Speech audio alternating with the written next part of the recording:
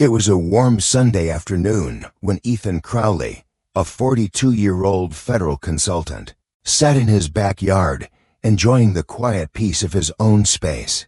The yard was fully fenced, secluded from the rest of the neighborhood, a private sanctuary he had cultivated over the years. He wasn't just any consultant. Ethan worked on high-security projects for the government, often surrounded by men in suits and black SUVs. Today, however, he had no intention of dealing with work. He was simply relaxing with a cold drink, a book in hand, beneath the shade of a tree he had planted when he first moved in. The house he called home wasn't part of the neighborhood's homeowners association, or HOA. It had been built long before the HOA came into existence, meaning it was outside their reach. The property was his, untouched by the petty rules and squabbles that plagued the rest of the street. But for some reason, this simple truth didn't sit well with one resident. As Ethan turned the page, sipping his lemonade, the serene silence was broken by a sharp, authoritative voice from the fence. "Excuse me, you're not allowed to be here." Ethan looked up in mild confusion, expecting to see a neighbor walking by, but instead, there she was, Janet Miller, a self-appointed neighborhood enforcer. A woman in her late 40s with a tight ponytail, oversized sunglasses, and a pastel workout set. She was strutting along the fence like she owned the entire street. Ethan raised an eyebrow. Jana wasn't just any HOA member. She had taken it upon herself to patrol and dictate the rules to everyone around her, including Ethan. She placed her hands on her hips, standing tall at the property line, like some kind of authority figure. "This is HOA territory," she declared, her voice dripping with self-righteousness. "You're trespassing, and you need to leave." Ethan blinked, still trying to process what was happening. His eyes flicked to the fenced boundary of his property, to the tree overhead, then back to her. "I'm sorry, what?" he asked, unable to hold back a laugh. "This is my property, Jana. I live here." Her face twisted into a scowl. "No, you don't. This place belongs to the HOA now. You've been here long enough. I've seen men in suits coming and going. You're probably some kind of squatter, or worse, one of those fake security types, trying to pretend you belong." Ethan's jaw tightened. He'd had enough of these power-hungry, self-appointed neighborhood cops.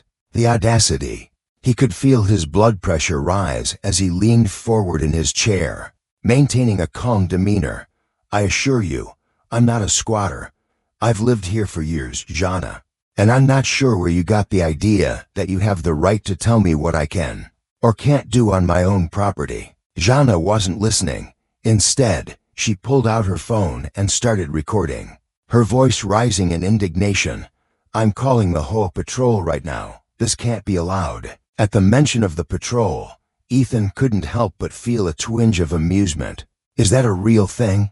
he asked, cocking his head. "Of course it is," Jana snapped, now practically shaking with rage. "You're not above the law. Mister, the neighborhood will hear about this. We'll make sure you're removed." Ethan leaned back in his chair, unfazed, and reached for his phone. He dialed Rivera, his connection in the federal department he worked with. "I think you'll want to make a visit to my place soon," Ethan said, keeping his voice steady. "We've got an HOA situation escalating." Rivera's voice was calm and professional. "Got it. I'll be there shortly." Hanging up, Ethan set the phone down. Janet's ranting grew louder. She was in full-blown meltdown mode now, pacing back and forth. "You can't just waltz into a neighborhood and pretend to be someone you're not," she yelled, pointing a finger at him. "I know my rights. You're violating them right now." Ethan's response was cool and collected. "I'm still waiting for that patrol to show up. But I think you might be mistaken, Jana. You're not in charge here." And that's when it happened. The unmistakable hum of a black SUV approached from the end of the street. It was unmistakably a vehicle with government plates. A moment later, two large men in suits stepped out, wearing sunglasses and walking toward the yard with the kind of unflappable calm that only those who dealt with real power possessed. Jana froze, mouth hanging open. She tried to regain her composure, but it was clear the sight of actual authority figures rattled her. I don't know who you think you are, she stammered, but you have no right to be here either. Rivera stepped forward, his calm presence cutting through the tension like a knife. He gave Jana a look that could freeze anyone in their tracks. Ma'am, he said, his voice low, you need to step away from the property. This is federally protected land. Jana stood there, flabbergasted. She blinked, her mind scrambling for a way to maintain control. But the truth was undeniable. Ethan Crowley wasn't just a regular guy with a backyard. He was someone important, someone beyond the reach of neighborhood bullies.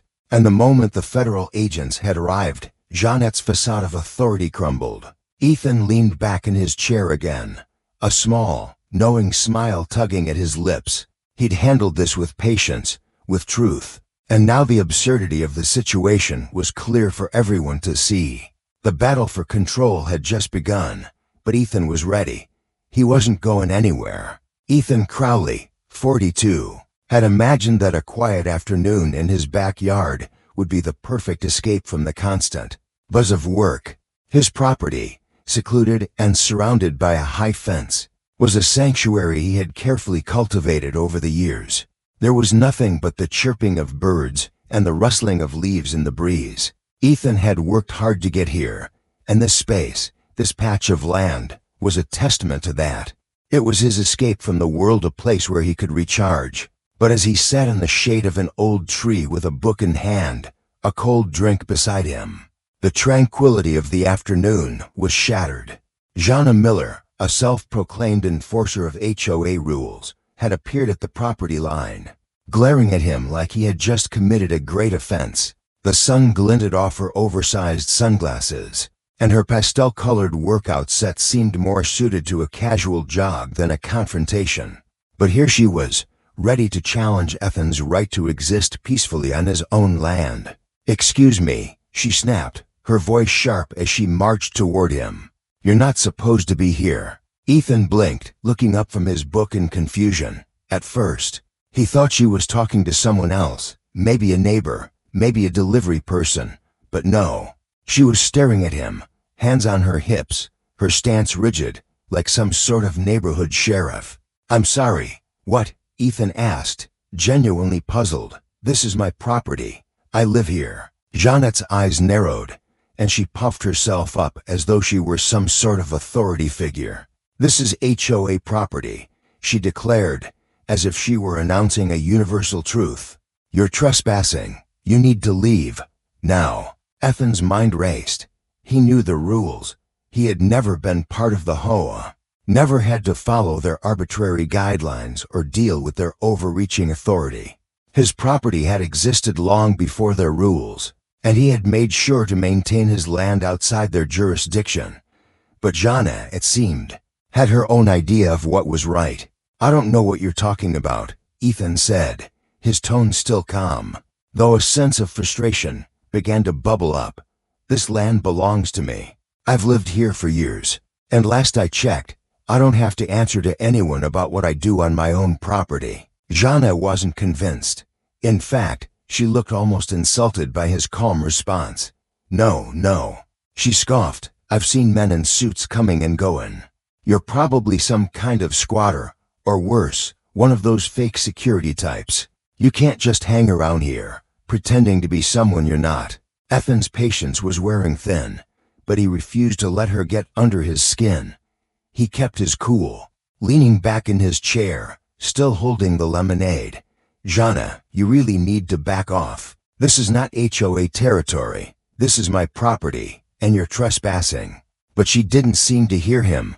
Instead, she reached for her phone and started recording. "I'm calling the HOA patrol," she said, her voice rising with self-righteousness. "This is getting out of hand." At the mention of a patrol, Ethan couldn't hold back his laugh. "Is that a real thing?" he asked. His voice was light, almost amused by the absurdity of the situation. Jeanette's face turned even redder. "Of course it's real," she snapped. "They'll be here soon, and you will be forced to leave." Ethan shook his head, his amusement growing. "You can call whoever you want. I'm not going anywhere. But if you insist, I'll call someone who can actually help. Just give me a second." Without waiting for her response, Ethan pulled out his phone and dialed Rivera.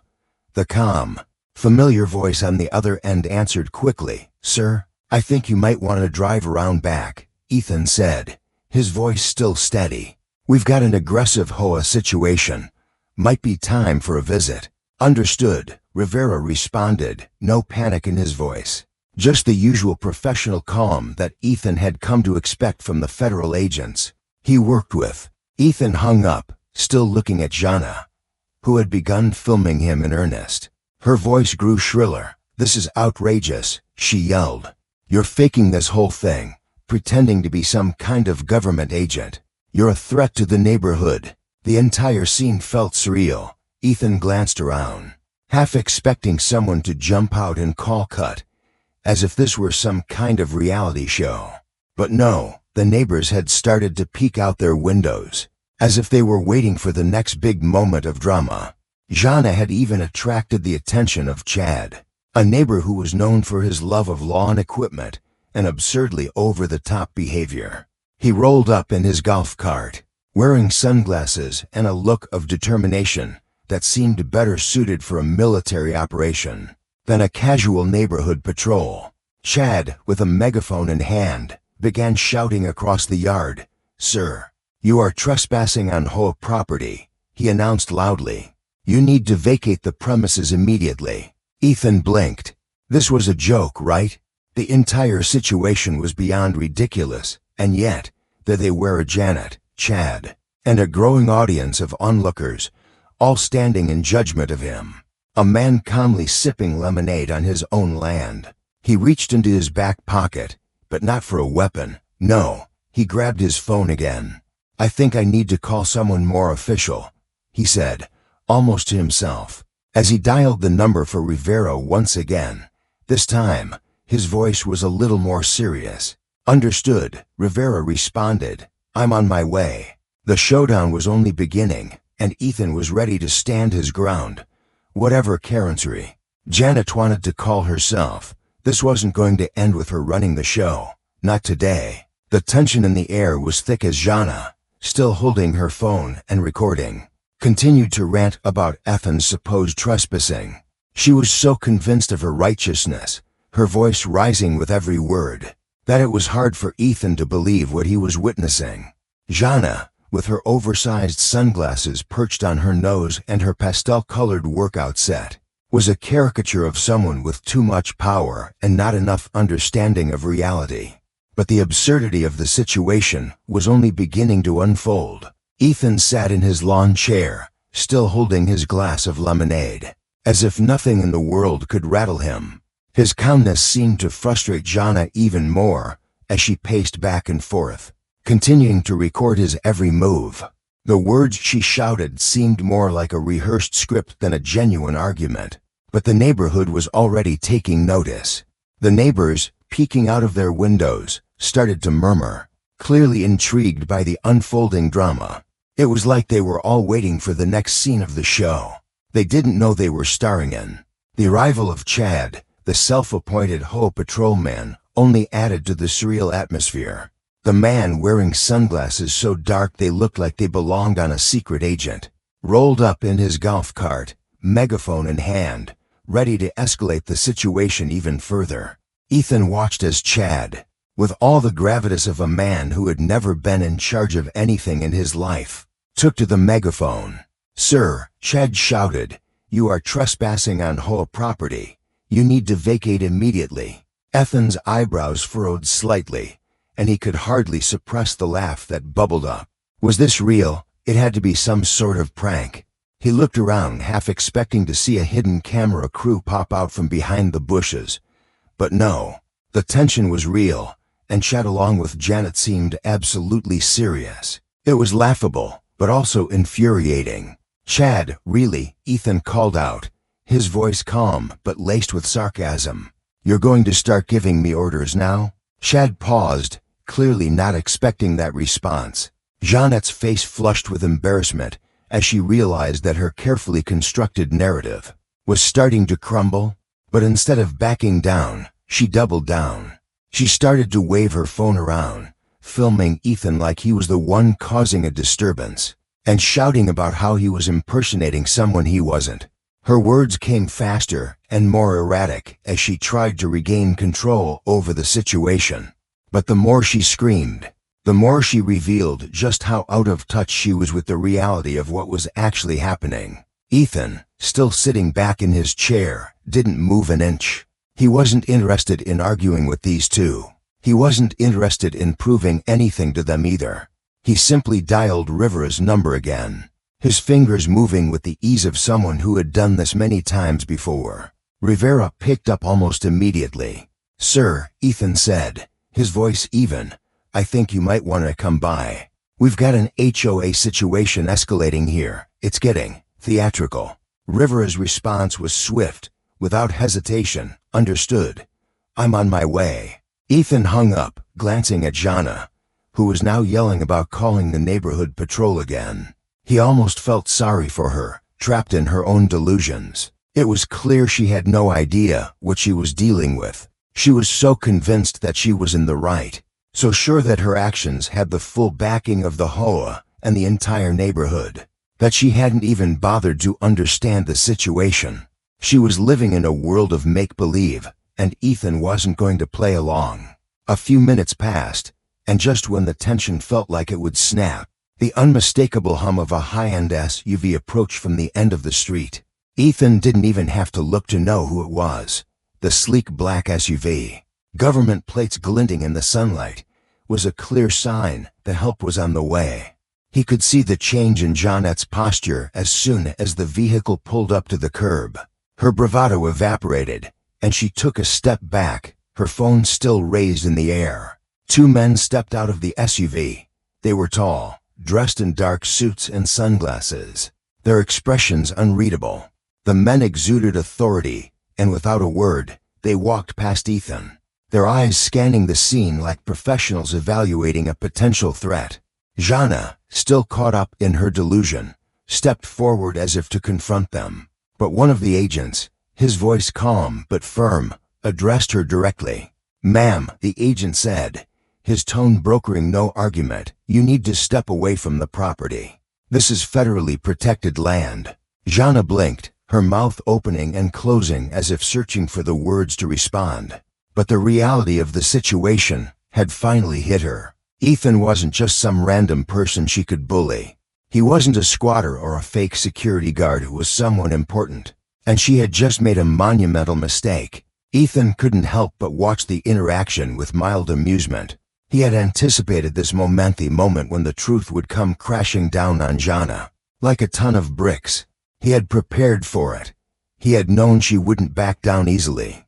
But he had also known that the truth would eventually prevail, and here it was, the moment of reckoning. Rivera, who had just arrived, walked past Ethan and turned to Jana with a deadpan look. "Ma'am," he said, "this gentleman is a federally protected consultant.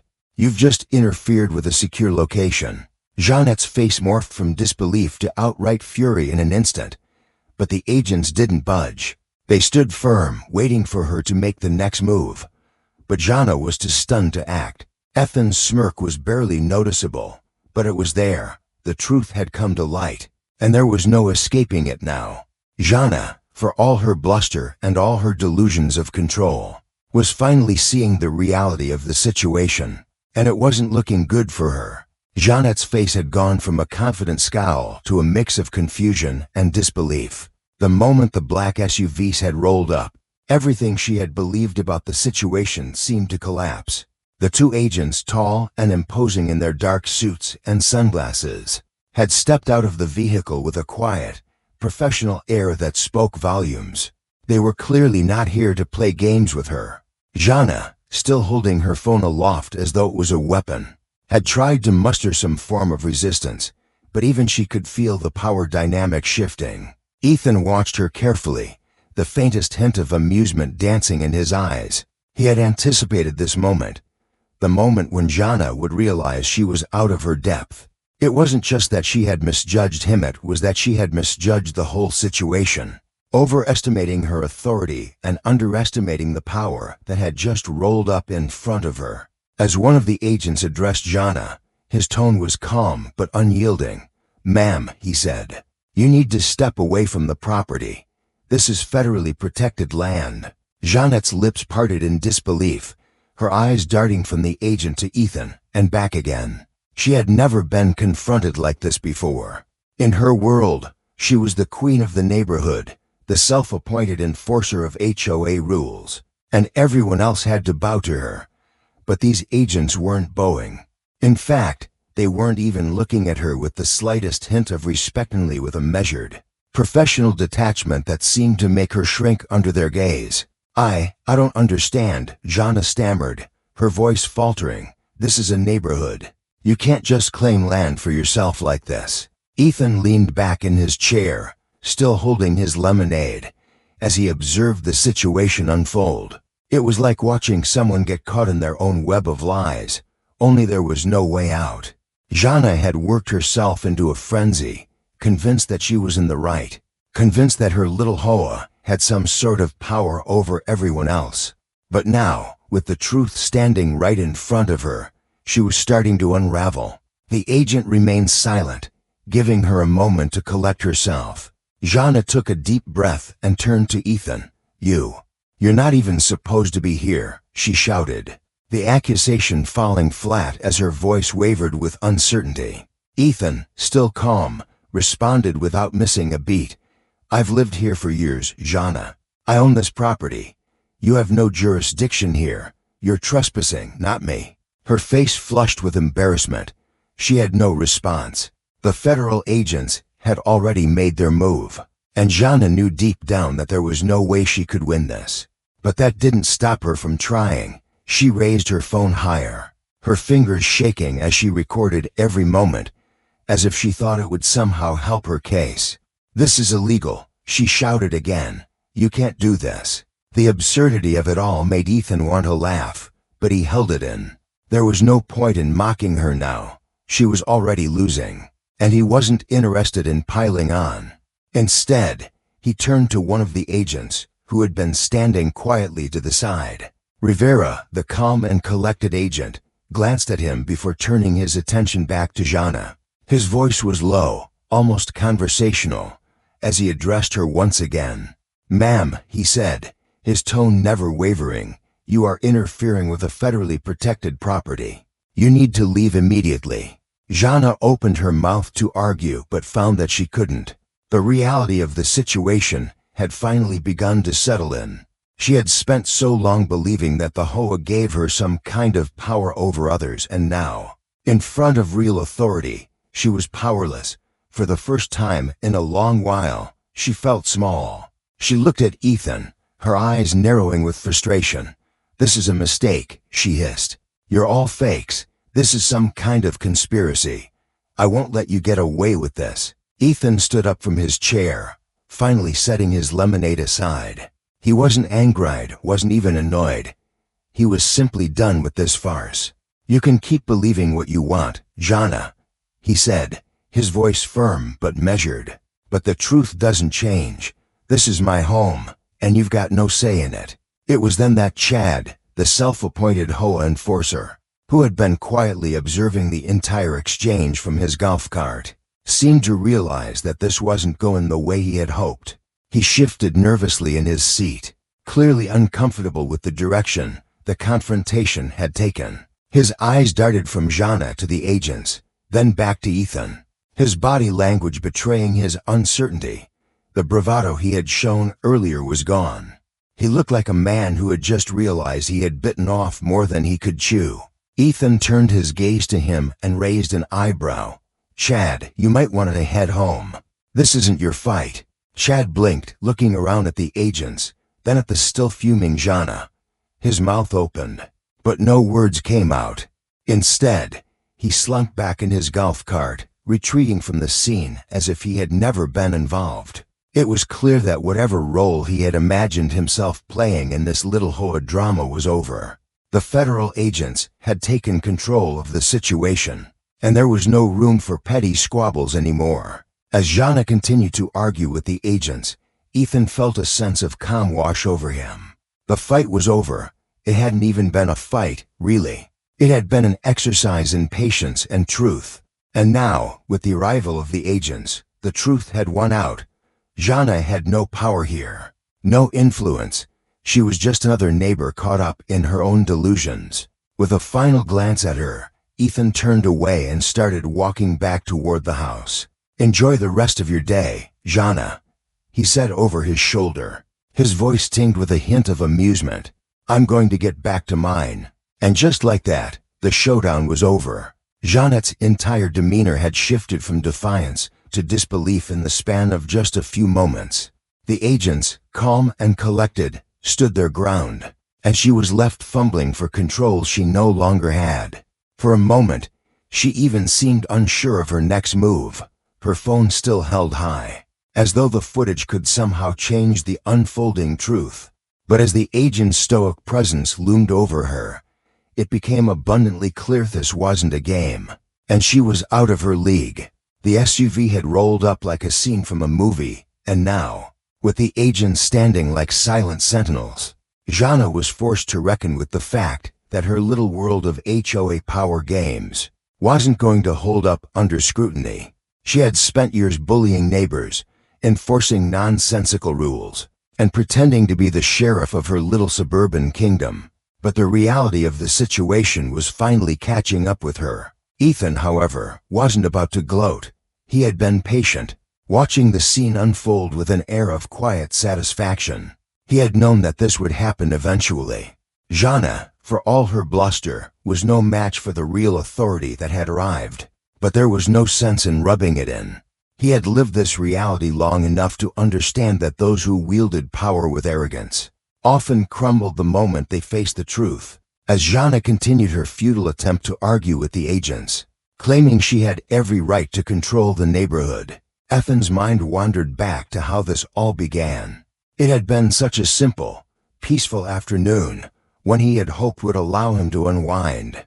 But now, here they were, with Jeanette's delusions of grandeur colliding headfirst with the undeniable reality of the federal agent standing on his property. He had tried to reason with her, tried to explain the simple facts. This was his land, and the HOA had no power over it.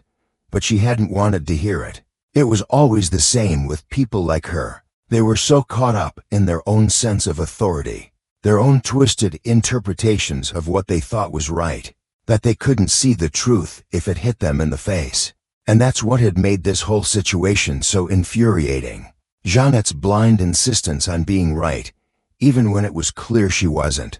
With a final, desperate cry, Jana turned to Ethan and shouted, "You think this is funny, don't you? You're making a mockery of the HOA and everything it stands for." Ethan's response was calm, as he took a slow sip of his lemonade.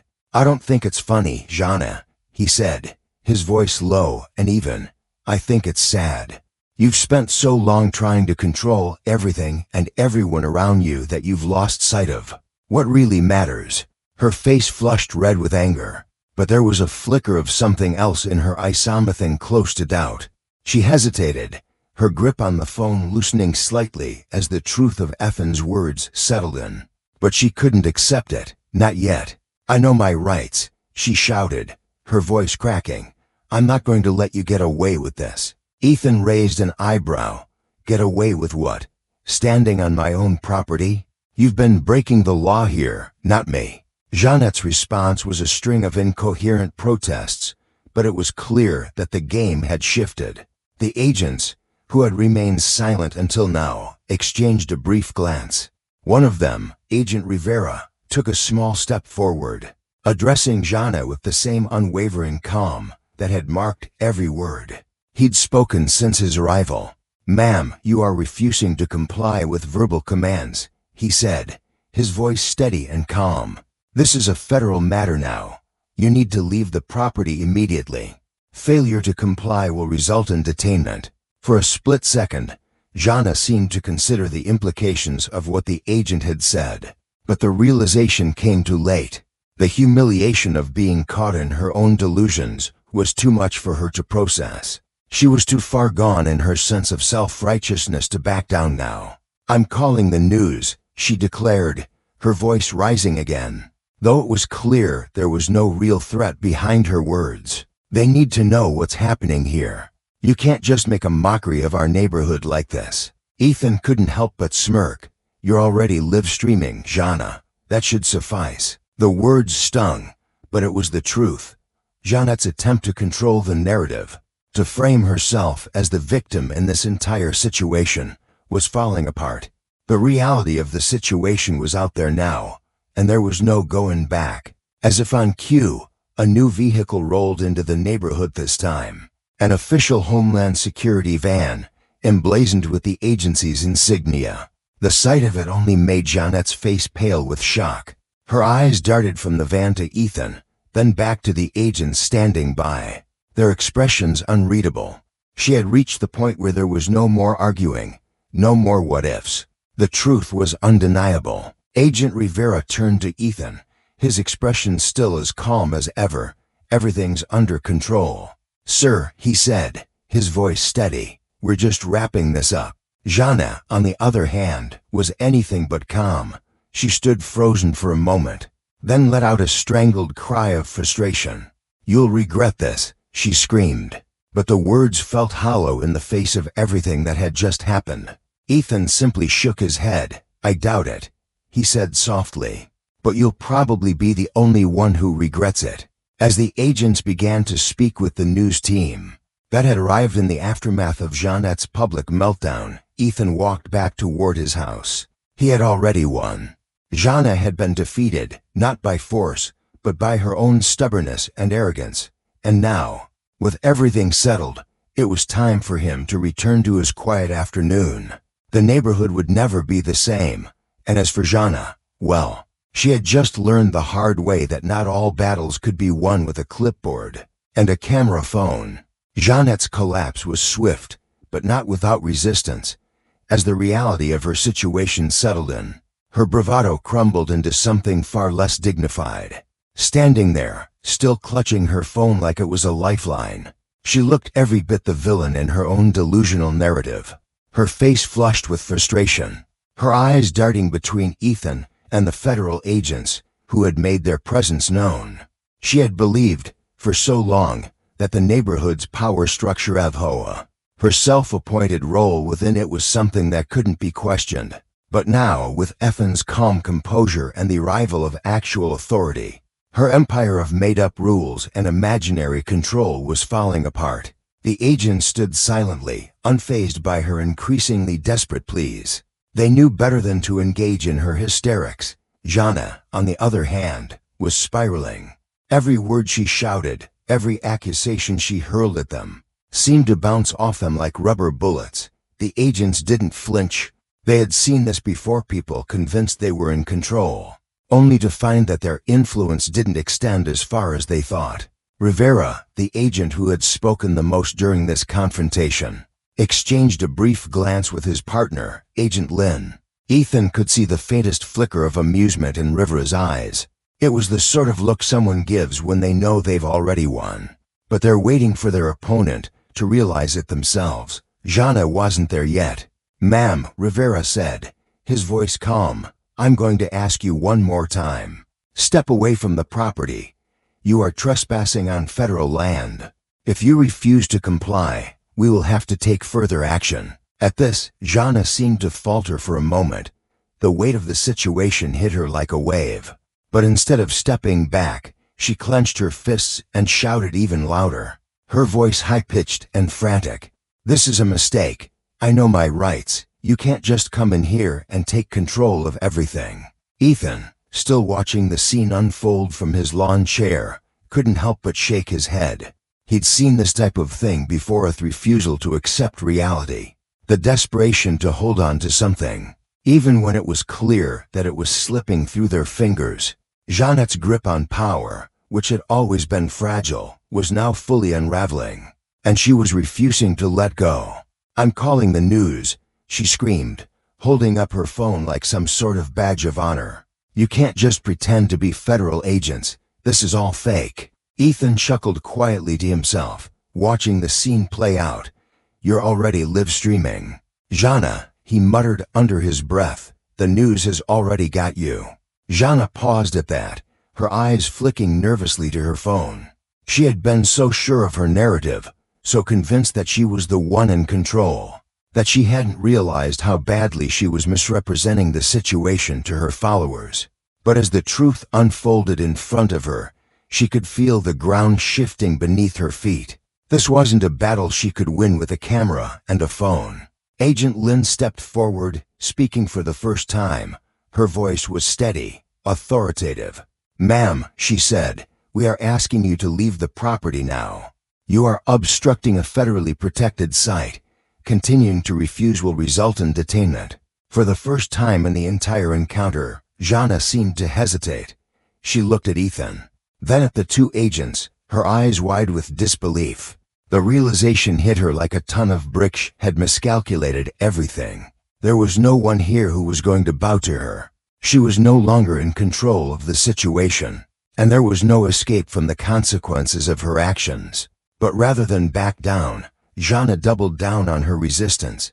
"This is a violation of my rights," she screamed, taking a step forward, as though trying to challenge the agents. "You're all in on this. You're just trying to make me look crazy." The agents didn't react, their faces stone cold. They had already dealt with people like Jana before, people so wrapped up in their own sense of power that they couldn't see the truth when it was standing right in front of them. Ethan stood up from his chair and slowly walked over to where the agents were standing. "She's not going to give up, is she?" he asked quietly, glancing at Rivera. Rivera looked at him, his lips curling into a slight smirk. Some people can't accept that they've lost, no matter how clear it becomes. As Jana continued her frantic ramblings, the situation began to escalate further. She was no longer making coherent arguments. She was simply lashing out, grasping at anything that could give her the illusion of control. But it was clear to everyone around her that she had lost the battle. The truth was evident in the calm demeanor of the agents, the certainty in their actions, and the quiet strength that Ethan displayed in the face of her tirades. "I'm not leaving until I get justice," Jana screamed, but the words rang hollow now. No one was listening to her. Not the agents, not Ethan, and certainly not the neighbors, who had long since lost any respect for her authority. The final nail in Jeanette's coffin came when one of the agents, without a word, stepped forward and placed a small sign on the fence just beyond the property line. It read, "Federal Surveillance Zone. No entry without clearance." Jeanette's face paled at the sight of it, the full weight of the situation crashing down on her.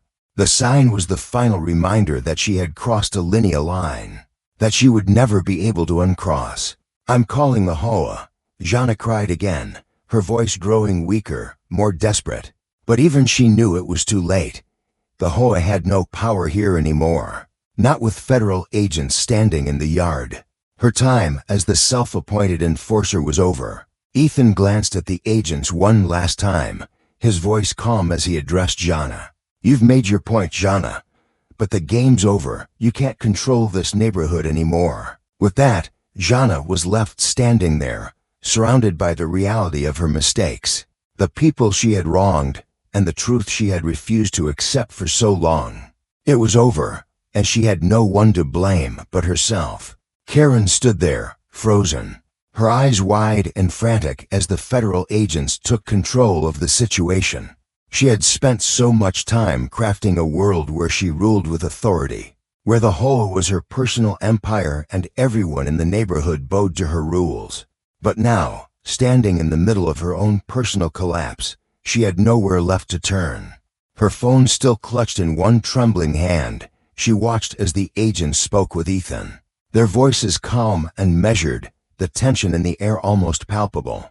Ethan stood next to the agents, a quiet observer to the chaos unfolding around him. He had no need to argue or escalate things further. His calm demeanor, the fact that he was standing there as an equal to the federal agents, made it clear to everyone watching that he wasn't some imposter. He wasn't pretending to be someone he wasn't. This was his land, his right, and no one, especially not Karen, could take that from him. "Ma'am," Agent Rivera said, his voice crisp, "you've been asked multiple times to leave the property. This is your final warning. If you continue to obstruct, We'll have no choice but to detain you." Karen blinked, still trying to process what was happening. The agents were talking to her like she was a criminal, and for the first time, she wasn't sure how to respond. She had always been able to control the narrative in her neighborhood, she had made sure of that. But now, faced with federal agents and the undeniable truth of the situation, she was floundering, grasping at straws. Her earlier confidence had evaporated, replaced with an overwhelming sense of panic. "No," she finally screamed, her voice cracking. "This is my neighborhood. You can't just come in here and take over like this. I'm calling the media. I'll have you all exposed." Ethan's lips quirked into a small smile. He wasn't surprised by her outburst. He had seen this kind of behavior before, people so consumed by their need for control, so sure of their own righteousness, that they couldn't see past their own delusions. Jana, or rather Karen, was no different. She had convinced herself that her whole authority gave her the right to do whatever she wanted. And now, when faced with the unshakable force of the truth, she couldn't handle the consequences. "You're already live streaming, Karen," Ethan said softly, his voice almost mocking. "I don't think the media is going to be on your side this time." Karen's face reddened with humiliation. The reality of the situation was sinking in. She had no allies here. The neighborhood was watching. But they weren't watching her with admiration or fear. They were watching because they had seen her bully, manipulate, and control for far too long.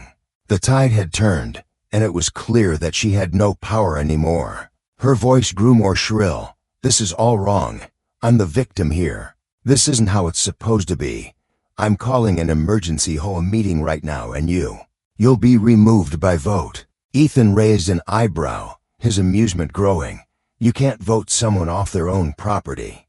"Karen," he said, shaking his head, "that's not how any of this works. Not the HOA, not the law. You've been making up your own rules, but the truth doesn't change." Karen was shaking now, her body tense with frustration. She looked like she was about to explode. But instead, she just stood there, her face twisted in a mask of disbelief and anger.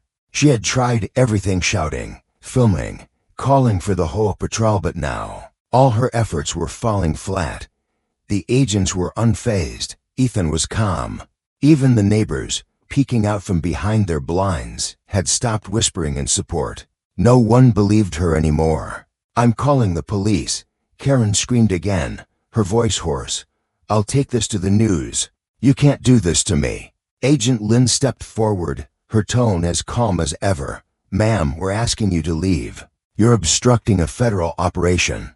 If you continue to resist, you'll be arrested for trespassing and interference with federal authorities." Karen's eyes darted around, trying to find a way out. But there was none. She was caught, and she knew it. Every escape route she had imagined in her mind, every time she had told herself that she was in control, that she had the power, was now evaporating in the face of cold, hard truth. There was no escaping the fact that she had lost. She had been outplayed, outsmarted, and, worst of all, outclassed by Ethan, who had done nothing more than sit back and wait for her to dig her own grave. "I'm not going anywhere," Karen muttered, her voice barely a whisper. Her shoulders slumped, and for a brief moment, she looked like a deflated balloon, her earlier bluster completely gone. Ethan watched her closely, his expression unreadable. This had never been about power for him. It had never been about winning some petty battle over a backyard or neighborhood rule. It had always been about the truth, about standing firm in what was right and not letting anyone, least of all someone like Karen, push him around. "You've already lost, Karen," Ethan said softly. "This isn't your fight anymore." The moment hung in the air, thick with the weight of what had just transpired. Karen was defeated, and everyone watching knew it. She had been the loudest voice in the neighborhood, the one who had tried to control everything and everyone. But now she was silenced, her cries falling on deaf ears. As the agents moved in to escort Karen off the property, her phone clattered to the ground. Still recording, the last image it captured was of her standing in the middle of the street, defeated, with nothing left but her pride to cling to. The neighborhood, once divided by her presence, was now free to breathe again. Ethan turned to the agents. "Thanks for handling that," he said, his voice still calm. "No problem," Rivera replied with a small smile. "It's what we do." As the SUV pulled away, Karen's protests grew fainter, and the neighborhood returned to normal. The victory wasn't just about this one confrontation. It was about the realization that no one could control the truth, no matter how loudly they shouted. And for Ethan, that was enough. Lesson for the audience. In life, we often encounter people who seem to have an unshakable sense of authority. People who believe their way is the only way. And people who think they can push others around without consequence. But the truth is, no matter how loud someone is, no matter how many rules they make up, the truth always has a way of coming to light. In this story, Ethan didn't need to fight, argue, or prove anything to anyone.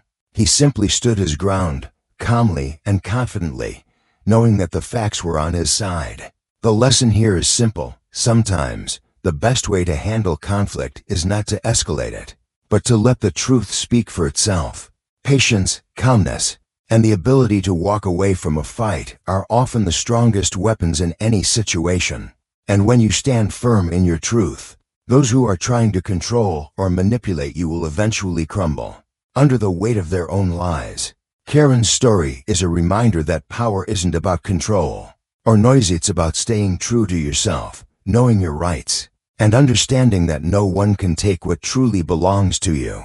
So next time you face a challenge or encounter someone who seems to hold all the power, remember this story. The truth will always come out in the end, and those who try to undermine it will find themselves exposed for all to see. And that's a wrap on today's story. It's a powerful reminder of how truth and patience can overcome even the most overbearing authority.